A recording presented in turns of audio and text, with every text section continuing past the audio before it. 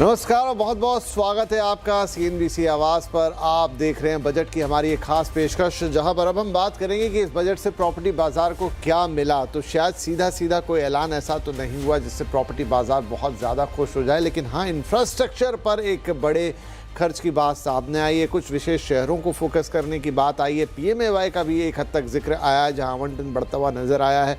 और बहुत कुछ ऐसा है जो कि सीधे रियल एस्टेट से भले ही ना जुड़ता हो, लेकिन रियल एस्टेट के लिए है बहुत काम का, और रियल एस्टेट मार्केट को इससे ज़रूर फ़ायदा मिलेगा। लेकिन ये विश्लेषण करने के लिए अब हम कुछ रियल एस्टेट एक्सपर्ट्स, डेवलपर्स, उन सबको आमंत्रित करेंगे, जिससे हमें पूरी तरह से ये पिक्चर समझ में आएगी कि इस बजट को हम रियल एस्टेट के लिए आखिर समझे कैसा। तो कार्यक्रम में हमारे साथ शामिल हो रहे हैं निरंजन हीरानंदानी जी, जो कि चेयरमैन हैं नेरेडको के। साथ ही कार्यक्रम में शामिल हो रहे हैं शेखर पटेल साहब, जो कि प्रेसिडेंट है क्रेडाई के। और दोनों डेवलपर्स के अलावा हमारे साथ एक्सपर्ट्स कैटेगरी में हैं अनुज पुरी साहब, जो कि चेयरमैन है एनारॉक के, और गुलाम जिया साहब, जो कि सीनियर ईडी है नाइट फ्रैंक इंडिया के। आप सभी का बहुत बहुत स्वागत है। तो मैं देख रहा हूं कि हमारे दोनों एक्सपर्ट पहले ज्वाइन कर चुके हैं। अनुज सर, आपसे मैं शुरुआत करता हूं कि बजट में, जैसा मैंने कहा, ऐसा सीधा अनाउंसमेंट अगर हम कोई देखें तो रियल एस्टेट के लिए हमें दिखाई नहीं देता, लेकिन फिर भी ऐसे मल्टीपल अनाउंसमेंट है जिन्हें आप रियल एस्टेट से जोड़ सकते हैं। इन ऑल ये बजट आपको कैसा लगा? तो विपिन जी, सबसे पहले तो बहुत अच्छा लगता है बजट में जैसे ही खत्म होता है आपके शो पे आने का हम वेट करते हैं हर साल। मेरे ख्याल पिछले 10 साल से हम आ रहे होंगे आपके शो के ऊपर on the real estate side. तो ये बजट में भी कोई डायरेक्ट, जैसे आपने बोला, कोई इम्पैक्ट नहीं आया रियल एस्टेट का। इसके अंदर बड़ी सारी चीजों में रियल एस्टेट का जिक्र किया गया, जैसे इंफ्रास्ट्रक्चर में, टेक्सटाइल पार्क्स में, डेटा सेंटर्स के अंदर, इज टीयर 2 टीयर 3 सिटीज के अंदर कमर्शियल हब खोलने के लिए। पर ऐसा कोई डायरेक्ट इन्फ्लुएंस या बेनिफिट नहीं दिया गया रियल एस्टेट को। मेरे को लगता है कि ओवरऑल बजट जो था वो आई वुड से पॉजिटिव की तरफ है, क्योंकि इंफ्रास्ट्रक्चर पे फिर से बहुत ज्यादा ध्यान दिया गया है। एंड क्लियरली इंफ्रास्ट्रक्चर जब बढ़ता है तो रियल एस्टेट ऑटोमेटिकली उससे बेनिफिट होता है। तो होपफुली, जैसे हम आपके शो के थ्रू जाएंगे, देखेंगे कि इसका इम्पैक्ट इंडस्ट्रियल पे क्या होगा, डेटा सेंटर पे क्या होगा। और मेरे हिसाब से टीयर 2 टीयर 3 टाउन्स के अंदर ना सिर्फ कमर्शियल जो डेवलपमेंट होगी, बट ऑल्सो जो बड़े सारे रिलीजियस टाउन्स के अंदर बोला है कि जो कैपेक्स है उसमें से पैसा उन रिलीजियस टाउन्स पे स्पेंड होगा। तो वहां पे होटल्स, रिटेल, एफ&बी, इन सबको बहुत ज्यादा बढ़ावा मिलेगा। राइट। तो थोड़ा और एक्सप्लोर इसको करते हैं, लेकिन इन ऑल कुछ कुछ छोटी छोटी पॉकेट्स में से हमें चीज़ें समझ में आ रही कि वो रियल एस्टेट की तरफ बढ़ेगी। गुलाम साहब, आपका फर्स्ट इम्प्रेशन? बहुत बहुत शुक्रिया पहले तो विपिन जी, हमें इस मंच पर आमंत्रण देने का। हमेशा की तरह बड़ा आनंद रहेगा, बड़े लोगों के साथ बात करके बहुत सारी चीजें हमें भी सीखने को मिलेंगी। मेरे लिए तो जो ये पहले से कुछ ज्यादा उम्मीदें हमने इस बजट के साथ वाबस्ता नहीं की थी, क्योंकि पिछले कई सालों में गवर्नमेंट ने रियल एस्टेट के लिए कदम कदम पर बहुत सारी सहूलतें, बहुत सारी सुविधाएं फराहम की हैं। तो इतना ज्यादा उम्मीद नहीं थी। जैसा हमने पिछले आप ही के शो पर एक बार जिक्र किया था, एक चीज जिसका हमें इंतजार रहेगा आज नहीं तो कल या अगले चंद सालों में, और वो है लैंड रिफॉर्म्स का। लैंड रिफॉर्म जो वो एक ऐसी बिग बैंग चीज है जो रियल एस्टेट को अगले स्फीयर में ले जाएगी। अगर वो नहीं हो रहा तो बाकी सारी चीजें बस केवल अफोर्डेबल हाउसिंग के लिए हमें काफी सारी आशाएं थी, उम्मीदें थी, वो मान पड़ गई, फीकी पड़ गई। लेकिन उसके अलावा बजट ओवरऑल, जैसा अनुज जी बता रहे थे, कि मिड टू लॉन्ग टर्म के लिए काफी अच्छा बजट बनाया गया है। फिस्कल प्रोविजंस काफी अच्छे हैं, बट रियल एस्टेट के लिए कुछ खास नहीं है। ऑफ कोर्स इंफ्रास्ट्रक्चर के लिए बेहतर है। जो 10% जो ग्रोथ उन्होंने पिछले साल के कंपैरिजन में इस साल में एडिशन किया है, लेकिन अगर आप ओवरऑल जीडीपी से कंपेयर करेंगे तो परसेंटेज ऑफ जीडीपी वाइज पिछले साल की बनिस्बत थोड़ा सा इंफ्रास्ट्रक्चर के लिए श्रिंकेज देखा जाएगा, क्योंकि शायद हमारी जीडीपी ज्यादा तेज रफ्तारी से बढ़ रही है, इंफ्रास्ट्रक्चर स्पेंड उस रफ्तार से शायद ना बढ़े। लेकिन ओवरऑल इंफ्रास्ट्रक्चर के लिए एक जबरदस्त बजट साबित होगा। जी, ठीक है, तो गुलाम साहब कहे कि लैंड रिफॉर्म हो तो असली मज़ा आए, लेकिन फिर भी अब छोटी छोटी चीज़ें जो हुई हैं उससे कितना फ़ायदा मिलता है वो देखेंगे। निरंजन सर हमारे साथ जुड़ चुके हैं और इनफैक्ट आज दिन में बजट के बाद निरंजन सर के ऑफिस से, मतलब नरेडको के ऑफिस से मैं कहूँगा एक डिटेल मेल मेरे पास आया था और उसमें निरंजन सर ने बहुत सारी बातें डिटेल में लिखी थी, जिसमें छोटी छोटी चीज़ों को उन्होंने डेटा सेंटर टू वो जो स्मॉल सिटीज़ के लिए फंड्स आ रहे हैं उनकी बात की थी, PMAY की बात की थी। निरंजन सर आपका टेक क्या रहा इस पर? मेरे अंदाज से ये बजट लॉन्ग टर्म बजट गिना जाए। फ्यूचरिस्टिक बजट है, देश के 2047 के लिए ये पहुंच रहे हैं।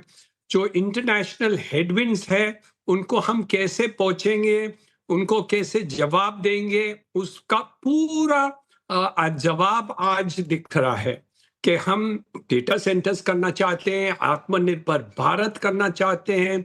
हमारे हिसाब से इंडस्ट्री और मटेरियल्स जो हैं उसके ऊपर हमें ध्यान करना है। खुद हॉस्पिटैलिटी, मेडिकल टूरिज्म, एजुकेशन हम सब कर सके, तो ये सब लॉन्ग टर्म है। ये कोई इंस्टेंट कॉफी बेनिफिट इंडस्ट्री को नहीं मिल सकता। इसलिए हम समझते हैं कि ये लॉन्ग टर्म बजट पहले है, जहां शॉर्ट टर्म बेनिफिट्स इंडस्ट्री को नहीं दिया है और रियल एस्टेट को भी कोई फर्क नहीं पड़ा है। एक चिंताजनक बात है, वो है कि अफोर्डेबल हाउसिंग। लास्ट 18-24 महीने के अंदर लगभग अफोर्डेबल हाउसिंग की सेल 20% कम हो गए। ओवरऑल आंकड़े अनुज जी कंफर्म करेंगे कि ये नंबर करेक्ट है कि 19-20 में बोल रहा हूं, वो शायद हमको कलेक्ट कर सकते हैं, गुलाम जी भी बताएंगे। लेकिन पॉइंट एक ही है कि यहाँ बहुत ही अंतर आ रहा है और मैं समझ रहा था कि इस क्षेत्र में जरूर वित्त मंत्री ये सब आंकड़े उनके पास है तो और उसमें कुछ वो ध्यान देंगे, लेकिन शायद वो नहीं किए। लेकिन ओवरऑल जो इकोनॉमी की ग्रोथ है और जो खर्चा हो रहा है पूरे अलग अलग क्षेत्र में, उसका पॉजिटिव इफेक्ट रियल एस्टेट पर जरूर आएगा। और इसके बावजूद अफोर्डेबल हाउसिंग छोड़ के बाकी का ग्रोथ मेरे अंदाज से इस साल में 12 से 15% ओवरऑल दिख रहा है।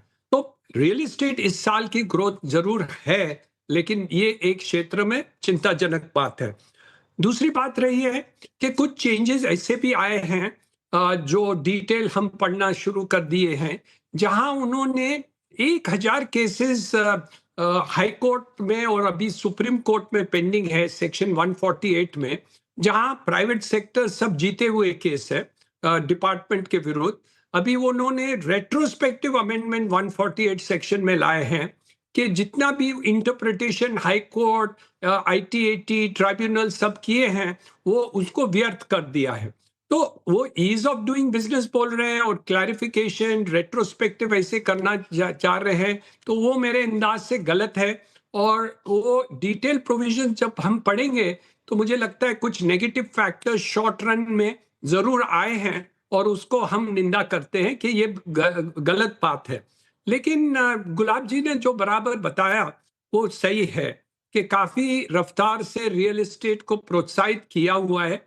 अभी मुझे लगता है कि स्टेट गवर्नमेंट्स और उनको भी इसमें कुछ सोच विचार करना चाहिए, क्योंकि लैंड प्राइसेस जितने बढ़ गए हैं, रेडिरेक्टर रेट जो बढ़ गए हैं, उसके कारण जो टैक्सेस वगैरह स्टेट लेवल पर है वो भी नेगेटिव फैक्टर है। तो मैं समझता हूँ स्टेट गवर्नमेंट के उनके बजट जब भी आएंगे उसमें कुछ शायद परिवर्तन वो लेके आए, जैसे 2020 में हमारा कोविड के समय पर जो उन्होंने बेनिफिट दी थी 50% रिलीफ स्टैम्प ड्यूटी और टैक्सेस की, वो शायद अभी इसमें आए तो शायद अफोर्डेबल हाउसिंग को कुछ प्रोत्साहित और हो सकता है। तो ये दोनों बातें हैं। लॉन्ग टर्म मेरे अंदाज से ये बजट बहुत ही बेहतरीन रहा, 9 आउट ऑफ 10 गिना जाए। बट शॉर्ट टर्म में मुझे हिचकिचाहट होती है, ये शायद 5 to 10 5% हो। ये पहली बार है जो मैं बजट दो तरीके से देख रहा हूँ। जी, तो जो निरंजन जी का एक कॉल है कि हाँ, ऐसे अगर आप ओवरऑल देखें तो लॉन्ग टर्म के लिए तो बहुत ही बढ़िया, लेकिन 5 नंबर अगर उन्होंने दे दिए, अगर आप शॉर्ट टर्म में बात करें रियल एस्टेट स्पेसिफिक, तो ये थोड़ी निराशा वाली बात होगी। शेखर भाई, आपका क्या पर्सपेक्टिव है? खास तौर पर निरंजन सर का अभी अफोर्डेबल हाउसिंग पे काफ़ी जोर था जब उन्होंने अपनी बात रखी, और पहले हमने भी आपसे भी बातचीत की, लेकिन जो अफोर्डेबल हाउसिंग के लिए उम्मीदें थी या लगा था कि एक पुश आएगा, वैसा कुछ भी होता हुआ दिखाई नहीं दिया। हाँ, हम काफी डिसअपॉइंटेड है। अफोर्डेबल हाउसिंग के लिए कुछ हुआ नहीं है ये बजट में। पर जो इंफ्रास्ट्रक्चर स्पेंडिंग है 12 लाख करोड़ से ज्यादा किया है, वो रियल एस्टेट को एक तरह से बूस्ट देता है। तो एक ये पॉजिटिव पॉइंट है बजट में, इंफ्रास्ट्रक्चर स्पेंडिंग पे गवर्नमेंट का जो फोकस है वो फोकस उन्होंने चालू रखा है। पर अफोर्डेबल हाउसिंग पे हमने जो गवर्नमेंट को बताया था कि इंडस्ट्री की क्या प्रॉब्लम है और लोगों की क्या प्रॉब्लम है, उस पे मुझे लगता है उन्होंने फोकस नहीं किया है। कुछ रीजन होगा, पर हम एज ए क्रेडाई, हम एज ए एसोसिएशन गवर्नमेंट को फिर से बताएंगे भाई अफोर्डेबल हाउसिंग काफी इम्पोर्टेंट पार्ट है इंडियन इकोनॉमी का। इंडिया के मिडिल क्लास और लोअर मिडिल क्लास के लिए भी ये काफी इम्पोर्टेंट चीज है। तो इसमें गवर्नमेंट कुछ सुधार करे और कुछ चेंजेस लाए। अनुज सर, दो चीज़ें हैं। एक तो आपने भी जिक्र किया था, और वो कि जो ऐसे सिटीज़ हैं जहाँ पर रिलीजियस टूरिज़्म है या और किसी तरह का टूरिज़्म है, तो उन्होंने नाम दिया सिटी इकोनॉमिक रीजन, CERs को डेवलप करने की बात है। उनके लिए एक बजट भी रखा है। तो बहुत सारे जो दिन में मुझे लोगों के रिएक्शंस मिले बजट पे, उनका कहना था कि इससे टीयर 1, टीयर 2, टीयर 3 सिटीज़ को काफ़ी डेवलप होने का मौका मिलेगा। काफ़ी कुछ काम उनके लिए वक्त वक्त पे होता रहा है, लेकिन क्या इससे वाकई में ऐसा कुछ हो जाएगा वहाँ जिससे हम रियल एस्टेट को बेहतर होता हुआ, फलता फूलता हुआ देखेंगे वहाँ पे? डेफिनेटली विपिन जी, अब देखिए टीयर 1 जो सिटीज हैं वो बहुत अच्छा कर रही हैं इस टाइम पे, चाहे वो रेजिडेंशियल हो चाहे कमर्शियल हो। विपिन जी, हमने देखा 2025 के अंदर कमर्शियल की जो लीजिंग थी, gross leasing 80 million square feet हुई, 8 crore, I mean best ever that India did. But उसका टीयर 2, टीयर 3 सिटीज को कोई बेनिफिट नहीं हो रहा, अगर हो भी रहा है तो बहुत मामूली हो रहा है। तो मेरे को ऐसे लगता है कि ऑनरेबल फाइनेंस मिनिस्टर ने लास्ट ईयर के बजट में भी टीयर 2, टीयर 3 पे फोकस किया था। इस साल दोबारा उन्होंने फोकस किया है, और दो वे से फोकस किया है। एक किया है स्पिरिचुअल टूरिज्म की तरफ से, विपिन जी, जो आप बोल रहे हैं कि वहां पे उनके अंदर इंफ्रास्ट्रक्चर और डलेगा और इन्वेस्टमेंट जाएगी। तो मेरे हिसाब से उन सिटीज के अंदर होटल्स और बढ़ेंगे, रिटेल मॉल और बढ़ेंगे, F&B और बढ़ेगी, शॉपिंग और बढ़ेगी उन सिटीज के अंदर, तो उनकी इकोनॉमिक डेवलपमेंट खुद ब खुद होएगी। पर दूसरा एक इंपॉर्टेंट पॉइंट उन्होंने और हाईलाइट किया कि हम ये टीयर 2, टीयर 3 सिटीज के अंदर कमर्शियल सेंटर्स के अंदर हम इन्वेस्ट करेंगे। मेरे को लगता है उसमें GCCs जो हैं, जितनी ये IT कंपनीज हैं, वो टीयर 2, टीयर 3 को बेनिफिटली देखेंगी अभी कि इसका क्या हमें बेनिफिशियल होगा अगर हम टीयर 2, टीयर 3 में जाते हैं एंड वहां पे हम एम्प्लॉयमेंट को क्रिएट करते हैं। क्योंकि आज की डेट पे अगर आप देखें तो रियल एस्टेट की जितनी भी स्टोरी है, एटलीस्ट 90% टीयर 1 की ही स्टोरी है, टीयर 2, टीयर 3 की स्टोरी नहीं है। सो मेरे को ऐसे लगता है कि ऑनरेबल फाइनेंस मिनिस्टर को भी ये मालूम है कि टीयर 2, टीयर 3 को अगर बेनिफिट देना है तो इसके अंदर हमें कमर्शियल सेंटर खोलने पड़ेंगे, चाहे टूरिज्म आए, बट कमर्शियल सेंटर भी खोलने पड़ेंगे ताकि उसमें एम्प्लॉयमेंट आए। उसके लिए मेरे को लगता है कि आप देखेंगे कि काफी बेनिफिट दिया जाएगा टीयर 2, टीयर 3 में, और उससे ये रियल एस्टेट जो है इन छोटे शहरों के अंदर बेनिफिशियली ग्रो करेगी।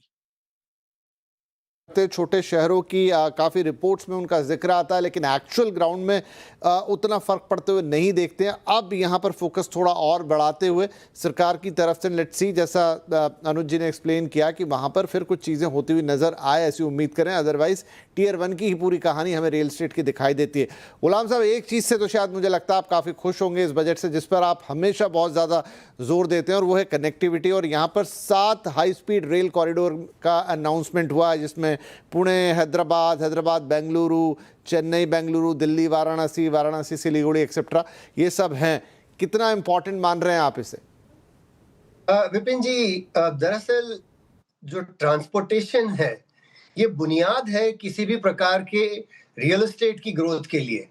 हम जो आज टियर 2, टियर 3 सिटीज के ग्रोथ की बात कर रहे हैं, चाहे वो किसी भी एसेट क्लास को हो, रियल एस्टेट हो, टूरिज्म हो या और कोई चीज हो, उन सब का सीधा साधा कनेक्ट जो है वो ट्रांसपोर्टेशन से है। और ट्रांसपोर्टेशन में आज भी आप जिन 7 हाई स्पीड रेल कॉरिडोर्स का जिक्र कर रहे हैं, वो तो बुनियाद है। अगर अपने अगेन हम हमारे पिछले शोज की बात करें तो हमारा जो कॉन्सेप्ट रीजनल जो ट्रांसपोर्ट कॉरिडोर्स हैं, आरआरटीएस जो हैं, वो हमारा अगला पड़ाव होना चाहिए, जहां पर एचएसआर को आरआरटीएस से जोड़ा जाए, कि जहां हब एंड स्पोक मॉडल हो, चाहे वो मुंबई, दिल्ली, बेंगलुरु, चेन्नई, आसपास के कम से कम 10-15 छोटे शहरों से, टियर 2, टियर 3 सिटीज से उनको जब तक जोड़ा ना जाए, तब तक कि ये हाई स्पीड रेल भी सिर्फ एक पहला पड़ाव है। जो अगला पड़ाव, जहां पर ओवरऑल ग्रोथ हम देखेंगे, जहां पर हम चाहते हैं कि भारतवर्ष के 40-50 टियर 2, टियर 3 सिटीज को मेन स्ट्रीम में लाया जाए, उसके लिए रीजनल ट्रांसपोर्ट कॉरिडोर बनना बहुत आवश्यक है, जिसका पहला कदम दिल्ली में बढ़ाया गया है। जो आरआरटीएस दिल्ली में तैयार हो रहा है, वो पहला कदम है। उसको लेके सिमिलरली मुंबई, दिल्ली के, मुंबई, चेन्नई, हैदराबाद, हर तरफ जो आसपास के रीजनल कॉरिडोर, रीजनल शहर हैं, उनको कनेक्ट करना बहुत जरूरी है। तो आपकी बात बहुत सही है कि रियल एस्टेट जो है वो अगला पड़ाव है, उससे पहले इंफ्रास्ट्रक्चर पे फोकस करना जरूरी है। लेकिन बिल्कुल सही है, साथ जो नए हाई स्पीड रेल कॉरिडोर का जिक्र किया है हमने, जो हम देख रहे हैं इस बजट से आता हुआ, ये मुझे लगता है कि एक नींव पड़ी है। इसके बाद जो इमारत तैयार होगी ओवरऑल इकोनॉमी की और मुल्क के ग्रोथ की, वो शानदार होगी। लेकिन अब भी ये केवल पहला पड़ाव है। राइट, तो ये कनेक्टिविटी की बात तो समझ में आती भी है, और जहाँ जहाँ कनेक्टिविटी इम्प्रूव हुई है वहाँ पर हमने देखा भी है कि रियल एस्टेट में एक टर्न अराउंड आया है। अब आरआरटीएस हो या स्पीड कॉरिडोर्स हो, किसी और तरह का साधन हो, लेकिन अगर वो उस पर फोकस होता है तो रियल एस्टेट को एक इनडायरेक्ट बेनिफिट वहाँ मिलता हुआ नजर आएगा। निरंजन सर, और जो अनाउंसमेंट हुए हैं वो एक अलग तरीके के रियल एस्टेट के लिए, क्योंकि हम रियल एस्टेट को यहाँ जनरली घर से जोड़ के देख लेते हैं, लेकिन 75,000 करोड़ रुपए पूरे सप्लाई चेन को मॉडर्नाइज करने के लिए उन्होंने रखे हैं, जिसमें नए गोदाम, कोल्ड स्टोरेज, ट्रांसपोर्टेशन हब, ये तमाम चीज़ों पर, और डेटा सेंटर जिसमें इनफैक्ट आप भी हैं, उनके ऊपर बड़ा फोकस है, और बड़ा एक लंबा चौड़ा टैक्स हॉलीडे किया। और भी कई मैं एक्सपर्ट्स को सुन रहा था कि उन्होंने सरकार को बहुत बड़ा मतलब इसके लिए श्रेय दिया कि एक बहुत अच्छा कदम है और इसका भारत को बहुत फायदा मिलेगा। सर आप म्यूट पर हैं। कंस्ट्रक्शन, इंफ्रास्ट्रक्चर और हाउसिंग हमारे देश में सेकेंड लार्जेस्ट एम्प्लॉयर है। नंबर 260 इंडस्ट्री इसके ऊपर निर्भर है।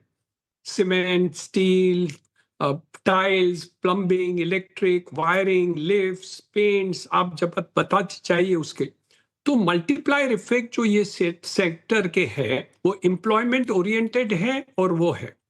आप चीन की देखेंगे, जिस साल में उनकी फोकस थी इंफ्रास्ट्रक्चर और हाउसिंग के ऊपर, तब उनकी जो रफ्तार थी ग्रोथ ऑफ जीडीपी 10% से ऊपर थी। इसलिए जितने भी हम फोकस कर रहे हैं आज 7.2, 7.4% है। मेरे अंदाज से इसके ऊपर पूरा जोर दिया जाए, पूरे जो रफ्तार से वो कह रहे हैं वो एक्चुअली इंप्लीमेंट हो जाए, तो हमारा ग्रोथ जो है वो 8 और 9% के बीच में आराम से ऊपर आ सकता है। दूसरे बेनिफिट ये होगा कि हमारे पास आज जो बेकार लोग हैं, बेरोजगारी है, वो भी हमारी एम्प्लॉयमेंट पूरी हो जाएगी। और तीसरी बात है कि हमारे पास एक आज की तारीख में shortage of skill construction workers है। आज 20 लाख कंस्ट्रक्शन वर्कर्स शॉर्ट हैं।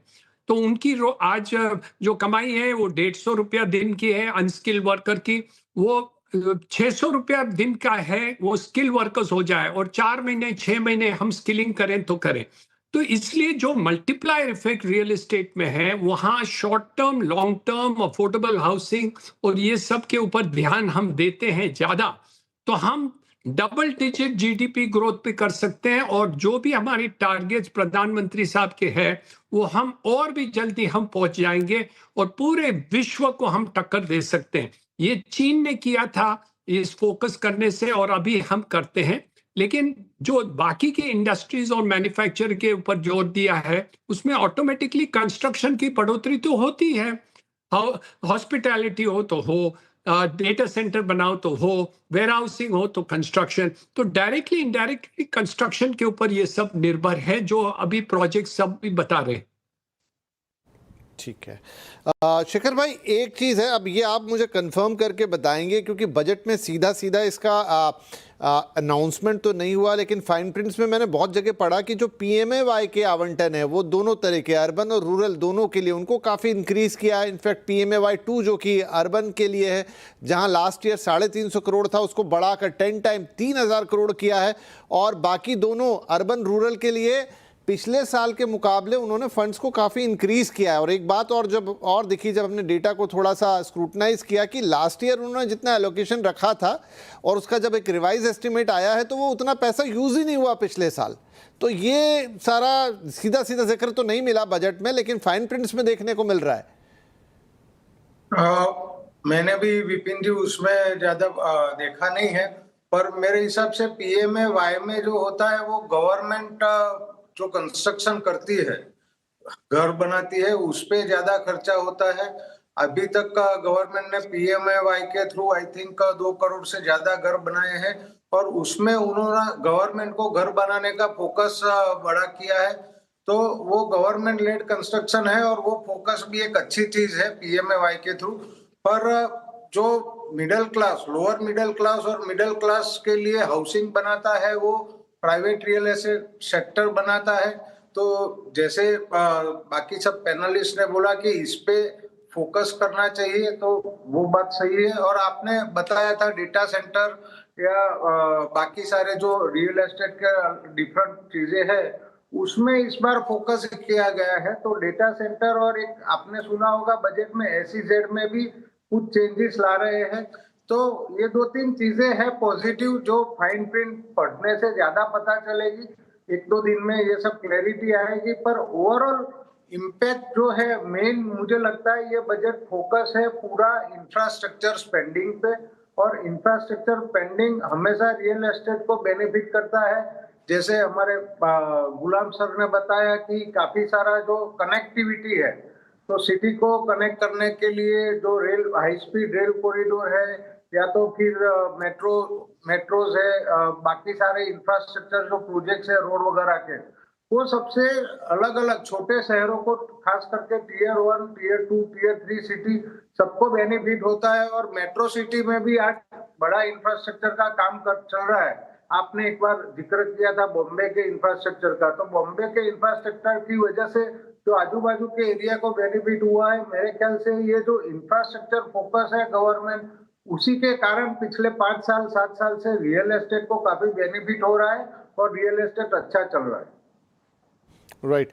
अनुज सर, एक सवाल और ये कि जैसे हमें शायद रियल एस्टेट के लिए बहुत डायरेक्ट अनाउंसमेंट नहीं सुनाई दी, बहुत सारे लोगों को उम्मीद, एक आम जनता को भी उम्मीद थी कि कुछ ऐसे डायरेक्ट अनाउंसमेंट आएंगे, चाहे टैक्स के लेवल पर या किसी और लेवल पर, वो भी इस बजट में बहुत ज़्यादा नहीं थे। और कई एक्सपर्ट का कहना है कि पिछले बजट में ही इतना फ्रंट लोडिंग हो गया था, 12 लाख तक का टैक्स रिलैक्सेशन आ गया था, और भी कई तरह की सहूलियतें थी, तो इस बार उसकी उम्मीद नाकाफ़ी थी। और एक और बात कि उसका जो पूरा बेनिफिट है वो भी अभी मार्केट में आया नहीं है।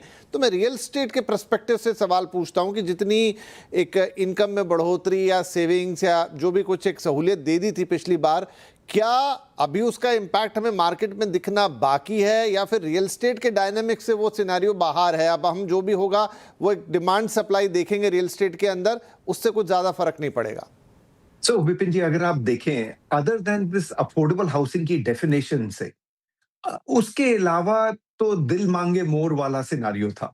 Because real estate otherwise commercially बहुत अच्छा कर रही है, रिटेल की जो शॉपिंग की है, एब्जॉर्प्शन, लीजिंग बहुत अच्छा हो रहा है, डेटा सेंटर्स काफी आ रहे हैं, रेजिडेंशियल के अंदर ग्रोथ हम देख रहे हैं, अदर देन अफोर्डेबल हाउसिंग। और मेरे को ये लगता है कि एट सम स्टेज ये डेफिनेशन को करेक्ट करना ही पड़ेगा।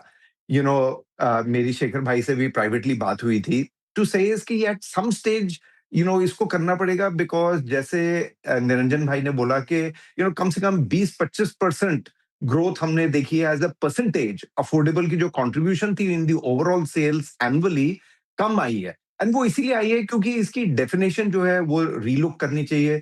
7-8 साल हो गए वही डेफिनेशन चल रही है, प्लस कोई फिजिकल इंसेंटिव नहीं, कोई फाइनेंशियल इंसेंटिव नहीं है। अदर देन दैट आप देखो तो बाकी सारा हमारा जो है जो लास्ट ईयर जैसे आपका सवाल है कि जो बेनिफिट दिया था, जिसमें कंज्यूमर के हाथ में और इनकम आ गई थी, वो हमने देखा रियल एस्टेट में कन्वर्ट हुई है। डेफिनेटली इसकी वजह से हमने ग्रोथ देखी है।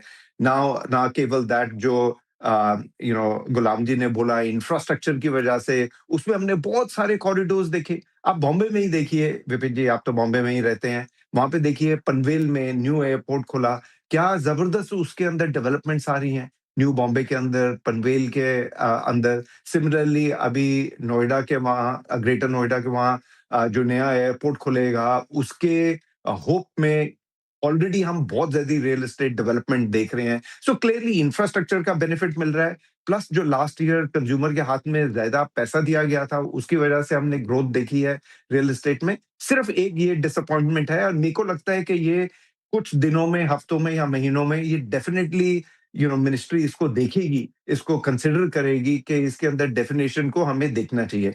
एक और पॉइंट मैं बोलूंगा विपिन जी, हम एक मिस कर गए हैं जो रीट का इन्होंने बोला कि जो ये गवर्नमेंट की बिल्डिंग्स हैं, जो नॉन कोर एसेट्स है, उनको रादर देन उनको डाइवर्स्ट करने के, उसका वो रीट बना देंगे। एंड जैसे हमने देखा है रीट्स बहुत पॉपुलर हो गए हैं इंडिया के अंदर, तो वो उन्होंने बहुत अच्छा एक वे निकाला, रादर देन इसकी जस्ट प्योर डाइवेस्टमेंट कर दे, इसको कैसे मोनेटाइज कर सकते हैं यार, कंट्रोल खुद गवर्नमेंट के हाथ में ही रहे।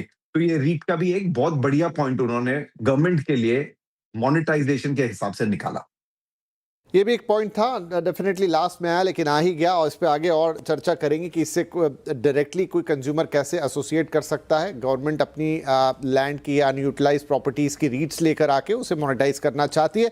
वेल, तो अगर मैं कंक्लूड करूं आप लोगों की बातों से, तो वो ये है कि बजट इंफ्रास्ट्रक्चर के साइड पे तो फुल मार्क्स लेकर गया, और उसका क्या बेनिफिट रियल स्टेट को मिलता है या किस तरह का एसोसिएशन है, एग्जाम्पल के साथ हम देख रहे हैं इस वक्त हिंदुस्तान के अंदर। डायरेक्टली हाँ ज़रूर कोई सीधी अनाउंसमेंट नहीं मिली जिसका इम्पैक्ट आता और हम चेयर अप करते, लेकिन फिर भी उम्मीद यही करते हैं कि लॉन्ग विजन वाला ये बजट था, और आने वाले वक्त में हमें उसके इम्पैक्ट रियल स्टेट पर आते हुए दिखाई देंगे, जिसके लिए ऑफकोर्स हमें थोड़ा इंतजार करना पड़ेगा। बहुत बहुत शुक्रिया आप सभी का, बहुत अच्छी तरह से डिटेल वे में आपने बजट को एनालाइज किया और हमारे दर्शकों के लिए चीज़ों को आसान बनाया। बहुत बहुत धन्यवाद। नमस्कार।